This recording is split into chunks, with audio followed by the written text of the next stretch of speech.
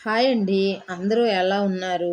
ఈరోజైతే మనము ఇన్‌స్టంట్‌గా పులిహోర తొందరగా ఎలా చేయాలనేది చూద్దామండి. ఈరోజైతే మన ఇంట్లో ఇదే చేశాము.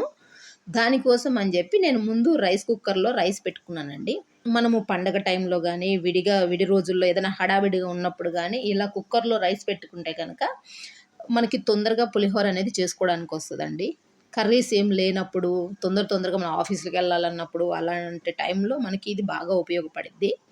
ఇగోండి ఇలా కుక్కర్‌లో రైస్ పెట్టుకున్నామంటే గనక, అన్నం అనేది చెదరకుండా ఉంటదండి. ఇంగో చూసిన విధంగా ఉంది. దీనిలో మనము అన్నం తీసుకున్న తర్వాత కొంచెము ఆయిలు, పసుపు వేడి చేసుకొని దానిలో కలిపేసుకుంటే గనక అన్నం అనేది ముక్కవ్వకుండా ఉంటుంది.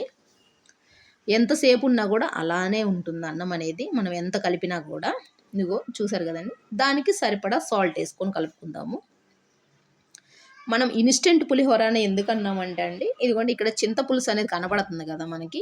మనము ఖాళీగా ఉన్న టైంలో ఉడకబెట్టి పక్కకు పెట్టుకుందామండి. ఇదైతే నేనైతే చింతపండు, మిరియాలు, కొంచెం అంత బెల్లమేసి, ఉప్పు ప్లస్ మన ఇవన్నీ యేసి ఉడకబెట్టుకొని పక్కకైతే పెట్టుకున్నానండి. అది ఒక హాఫ్ కేజీ అంతా పక్కకు పెట్టుకొని, మనము ఫ్రిడ్జ్‌లో పెట్టుకుంటే గనక ఎప్పుడు కావాలనుకుంటే అప్పుడు చేసేసుకోవచ్చు పులిహోర అనేది. ఇగోండి ఇగ పోపుకైతే రెడీ చేసుకుందాము. ఇగో పచ్చిమిర్చి అయితే కొన్ని కట్ చేసుకుందాము. ఇగోండి చీలికలుగా చీరుకుందాము పచ్చిమిర్చినైతే. మళ్ళీ పోపుకి రెడీ చేసుకుందామండి. ఆయిల్ వేసేసుకొని పోపు గింజలన్నీ అనేది యేసేసుకుందాము. ముందుగా పల్లీలేసుకుందాము. సో, చూసిన విధంగా పల్లీలు, ఆవాలు మనకన్నీ తెలిసినవే గదండీ! ఇంకా జీలకర్ర, మినపప్పు, శనగపప్పు నేనైతే గనక ఇంట్లో మనకి ఎక్కువ శాతము మాక్సిమం నేను ఉప్పు మిరగాయలే యూజ్ చేస్తానండి.